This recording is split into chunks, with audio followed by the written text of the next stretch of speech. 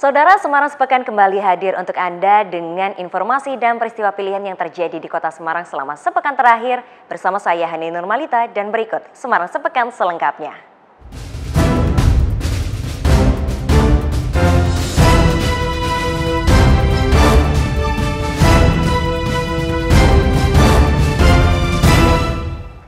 Mengawali informasi yang pertama, pemerintah Kota Semarang mengawali bulan April dengan meresmikan pembangunan gedung Dinas Kesehatan Kota DKK yang juga berfungsi sebagai gedung parkir pusat oleh-oleh Pandanaran dengan harapan dapat menjadi ikon baru Kota Semarang. Jembatan penyeberangan orang JPO yang akan dibangun di kawasan tersebut tidak hanya sebagai fasilitas pendukung, namun juga akan menjadi spot foto yang menarik wisatawan. Proyek pembangunan Gedung Dinas Kesehatan Kota atau DKK Semarang yang terletak di Jalan Pandanaran telah memasuki tahap topping off pada Senin 1 April 2019 lalu. Gedung ini menjadi sebuah pembangunan yang monumental karena menjadi solusi yang ditawarkan Pemkot Semarang atas kebutuhan lahan parkir di sentra oleh-oleh Pandanaran. Selain berfungsi sebagai kantor Dinas Kesehatan Kota Semarang, gedung ini juga akan berfungsi sebagai puskesmas dan lahan parkir yang dilengkapi jembatan penyeberangan orang atau JPO menuju kawasan pusat oleh-oleh Pandanaran. Sekretaris Dinas Tata Ruang Kota Semarang Irwan Syah mengatakan, data dari Dinas Penataan Ruang Kota Semarang, pembangunan gedung parkir telah mencapai 50%. Kapasitas gedung parkir ini diperkirakan bisa menampung sekitar 150 kendaraan baik mobil maupun motor pada setiap lantai. Adapun tempat parkir dalam gedung Pandanaran akan dibagi dalam dua area, yaitu area parkir basement dan area parkir lantai 3 hingga lantai 7. Sedangkan lantai 1 dan 2 diperuntukkan bagi puskesmas Pandanaran, serta lantai 8 hingga 10 akan digunakan sebagai kantor DKK. Desain jalan penghubung akan dibuat penuh estetika dan semenarik mungkin. Saya sudah minta pada kontraktor untuk membangun desain ini dengan bagus. Jadi bangunannya kualitasnya bagus, rapi, kemudian dikasih lampu-lampu, dikasih hijau-hijauan tanaman sehingga bisa menjadi ikon kota. Gedung dengan 11 lantai ini akan menjadi gedung tertinggi yang dimiliki oleh Pemkot Semarang. Wali Kota Semarang Hendrar Prihadi yang hadir dalam kegiatan seremonial topping off pun berharap gedung ini akan mampu menjadi ikon Kota Semarang yang baru. Diharapkan serah terima gedung ini dapat dilakukan pada bulan September mendatang. Kedepan, Pemkot Semarang memiliki rencana untuk menyambungkan gedung parkir Pandanaran ke titik sentra oleh-oleh di kawasan tersebut melalui Skybridge untuk memudahkan akses pengunjung.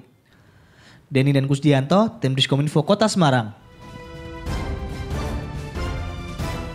Kota Semarang ditetapkan sebagai satu dari 10 kota dengan pembangunan terbaik oleh Tim Penilai Pembangunan Daerah PPD Badan Perencanaan Pembangunan Nasional Bappenas.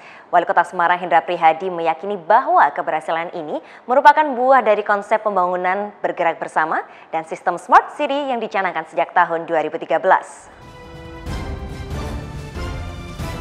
Tim Penilai Pembangunan Daerah Badan Perencanaan Pembangunan Nasional atau PPD Bappenas hadir di Semarang Senin 1 April 2019 lalu.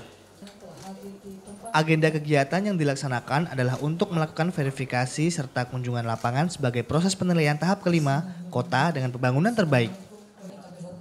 Agustin Ariana, perwakilan Bappenas menyampaikan bahwa Kota Semarang sendiri dalam PPD bersaing dengan kota-kota lainnya di Indonesia, antara lain Kota Makassar, Kota Yogyakarta, dan Kota Denpasar. Wali Kota Semarang Hendrar Prihadi mengaku bangga akan pencapaian ini, sebab meski Kota Semarang tak memiliki anggaran pembangunan daerah sebesar kota-kota besar lainnya di Indonesia, namun melalui kerjasama dari setiap elemen di Kota Semarang, prestasi ini mampu diwujudkan. Pada 2013, Hendi mendorong dan memastikan sistem Smart City berjalan agar proses pembangunan dapat berjalan dengan baik dan lebih cepat, responsif, transparan, dan bersih. Hendi juga menguraikan jika peningkatan pendapatan asli daerah atau PAD Kota Semarang juga merupakan bukti jika konsep pembangunan bergerak bersama berjalan dengan baik. Tercatat pada tahun 2012 PAD Kota Semarang hanya sebesar 779 miliar rupiah, yang kemudian pada tahun 2018 meningkat pesat menjadi 2,1 triliun rupiah. Guru dan Hanif, Tim Diskominfo Kota Semarang.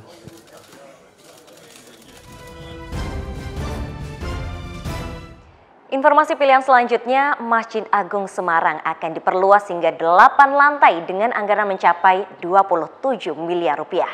Wali Kota Semarang Hendrar Prihadi berharap proses pembangunan masjid yang menjadi penanda Kota Semarang ini berjalan dengan lancar dan dapat meningkatkan kenyamanan umat dalam beribadah. Proses pembangunan masjid yang juga dikenal dengan nama Masjid Kauman ini dimulai Rabu 3 April 2019 bertepatan dengan peringatan Isra Mi'raj Nabi Muhammad SAW. Pembangunan ditandai dengan pemancangan tiang masjid oleh Wali Kota Semarang Hendrar Prihadi bersama para tokoh agama Islam dan takmir Masjid Agung Kauman. Wali Kota dalam sambutannya mengungkapkan rasa bangga terhadap perluasan yang akan menjadikan masjid semakin megah dan nyaman. Kegiatan diawali dengan sholat duhur berjamaah. Dilanjutkan penjelasan tentang rencana pembangunan gedung untuk perluasan tempat sholat dan area masjid oleh tim pembangunan Masjid Agung Semarang. Pembangunan masjid 8 lantai ini dibagi peruntukannya menjadi tempat sholat di lantai 1 hingga 3, kemudian Islamic Center pada lantai 4 dan 5, dan dilengkapi pada lantai 6 dan 7. Penambahan fasilitas baru terdapat pada lantai 6 dan 7 yang menjadi guest house bagi para musafir atau pengunjung.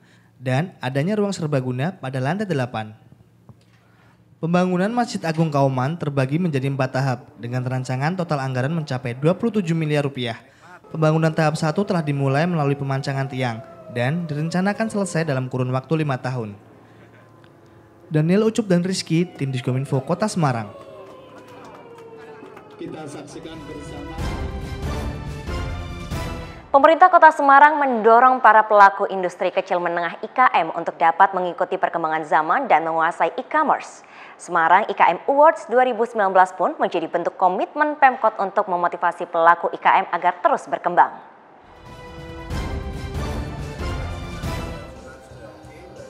Pemkot Semarang meyakini bahwa keberadaan IKM mampu mengangkat dan meningkatkan nilai jual barang. Pemerintah juga mendorong pelaku IKM agar mengikuti perkembangan tren di era milenial melalui penguasaan sosial media dan merambah pemasaran menggunakan e-commerce. Pemerintah memiliki misi IKM mampu menguasai target 80% pasar e-commerce di Indonesia pada tahun 2020. Kegiatan Semarang IKM Awards 2019 yang diselenggarakan Dinas Perindustrian Kota Semarang bersama Pemkot menjadi bentuk dukungan bagi IKM agar semakin gencar melakukan penetrasi pasar e-commerce. Kegiatan yang diselenggarakan Selasa 2 April lalu ini mengangkat tema inovasi dan kreativitas IKM sebagai upaya peningkatan daya saing di era e-commerce. Wali Kota Semarang Hendrar Prihadi menyerahkan hadiah secara langsung kepada 10 besar peserta terbaik pemenang lomba dari 2 kategori, yaitu fashion dan kuliner. Hendrar Prihadi menjelaskan berbagai fasilitas dukungan disediakan pemerintah agar IKM terus tumbuh dan berkembang. Hendy memberikan semangat agar pelaku IKM terus menghadirkan beragam inovasi dan meningkatkan kapasitas usahanya. Diharapkan IKM mampu menjadi alternatif untuk menekan angka kemiskinan dan pengangguran di Kota Semarang. Yang namanya IKM adalah salah satu alternatif yang paling cocok karena potensi peluang itu ada di negeri kita, di Kota Semarang. Ivan dan Denny, tim Diskominfo Kota Semarang.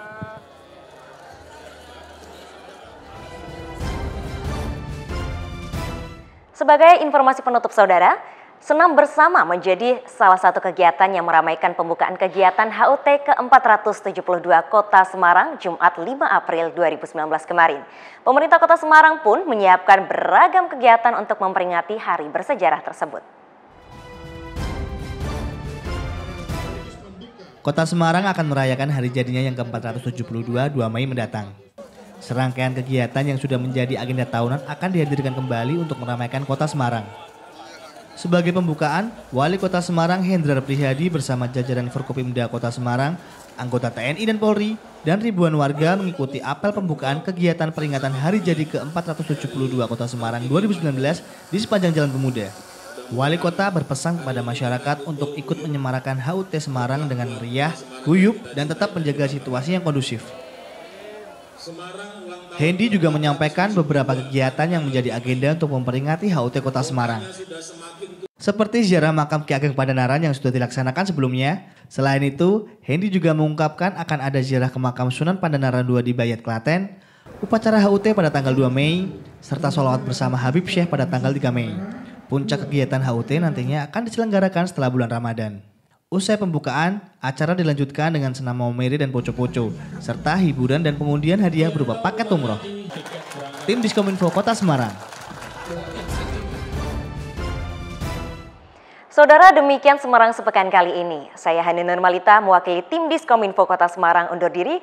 Sampai jumpa di Semarang Sepekan selanjutnya. Salam Semarangan.